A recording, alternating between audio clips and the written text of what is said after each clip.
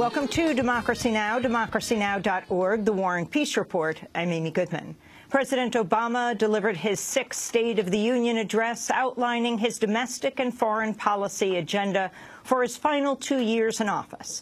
On the foreign policy front, Obama defended his decision to begin normalizing relations with Cuba, called for Congress to pass a new authorization of military force against the Islamic State, and vowed again to close Guantanamo. He also urged Congress to give him trade promotion authority, the power to negotiate so-called free trade deals like the Trans-Pacific Partnership. But much of his speech focused on the U.S. economy and efforts to bolster the middle class with a push for education, child care, and tax breaks.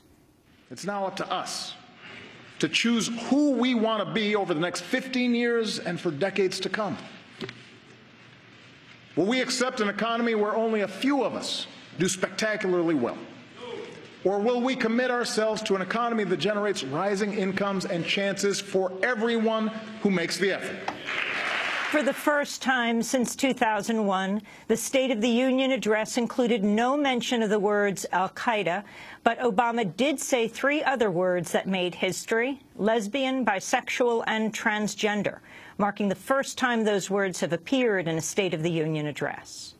That's why we defend free speech and advocate for political prisoners and condemn the persecution of women or religious minorities, or people who are lesbian, gay, bisexual, or transgender. We do these things not only because they are the right thing to do, but because ultimately they will make us safer. In Yemen, Shiite Houthi rebels have overtaken the presidential palace and are standing guard outside the residence of President Abdurrahman Mansour Hadi in what top Yemeni officials are calling a coup. But the rebels appear to have stopped short of forcing Hadi's resignation, instead demanding he comply with the terms of a power-sharing deal reached in September when the Houthis seized most of the capital, Sana'a. In the Democratic Republic of Congo, at least 15 people have been killed as police crack down on protesters demanding President Joseph Kabila step down next year. The protests are continuing for a third day today over the government's plans to hold a census, which would delay elections and keep Kabila in power for years. The United States and Cuba begin historic talks today aimed at restoring full diplomatic ties for the first time in more than half a century. The head of the U.S. delegation, Assistant Secretary of State Roberta Jacobson, will be the highest-ranking U.S. diplomat to enter Cuba in 35 years. Mexican authorities say an Austrian forensic team has been unable to recover enough DNA to determine whether charred human remains found in the state of Guerrero belong to students missing since September. Federal authorities have claimed local police turned the 43 students over to members of a drug gang, which killed them and burned their bodies, but so far only one student's remains have been identified. Responding to the latest news, Emiliano Navarrete, father of one of the missing students, said he still doubts the government's account. Since the beginning, I have not believed what the government has put forward. I think the kids are still alive. And if this is so, if those remains found in the dump belong to some of the youngsters, there's someone who wanted to get rid of them. Someone got in their way.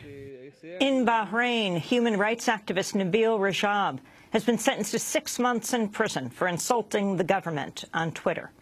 Rajab remains free on bail as he appeals. Last May, he was released from prison after 2 years for charges including taking part in illegal protests. To see our interviews with him after his release, you can go to democracynow.org.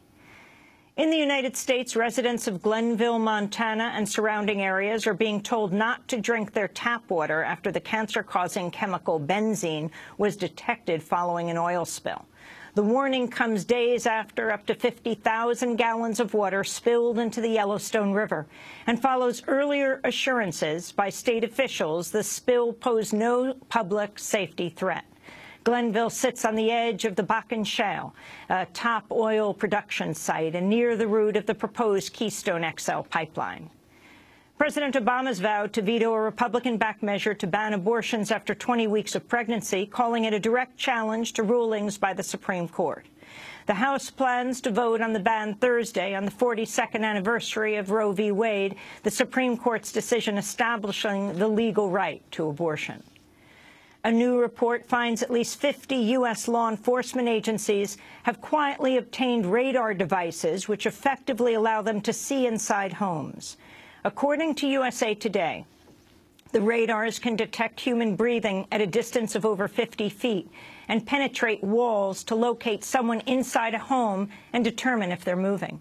Dozens of agencies, including the FBI and U.S. Marshals, have been deploying the radars with little scrutiny by courts or the public. France has announced a wave of, quote, exceptional measures to combat terrorism in the wake of the attacks earlier this month on Charlie Hebdo magazine and a kosher supermarket. Prime Minister Manuel Valls says the government will spend the equivalent of $490 million over 3 years and hire over 2,600 new staff. The plan includes a major increase in surveillance, including a measure easing the use of phone taps. The news comes as France has detained 4 people charged with aiding supermarket shooter Amedy Coulibaly. A French comedian, meanwhile, is facing up to 7 years in prison for a Facebook post in the wake of the attacks.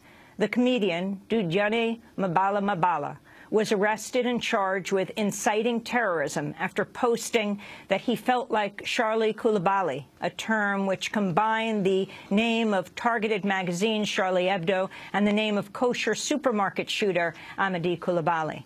And the mayor of a Paris suburb appears to have backed down on his bid to ban screenings of an Oscar-nominated film over concerns about terrorism.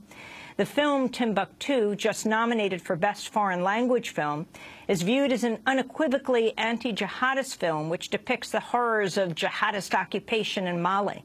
But Jacqueline Benisti, mayor of Vire-sur-Marne, who had not seen the film, said he feared it made a, quote, apology for terrorism. Following a wave of criticism, he's vowed to reschedule the film and host a debate with religious leaders. And those are some of the headlines. This is Democracy Now!, democracynow.org, The War and Peace Report. I'm Amy Goodman. And I'm Juan Gonzalez. Welcome to all of our listeners and viewers around the country and around the world.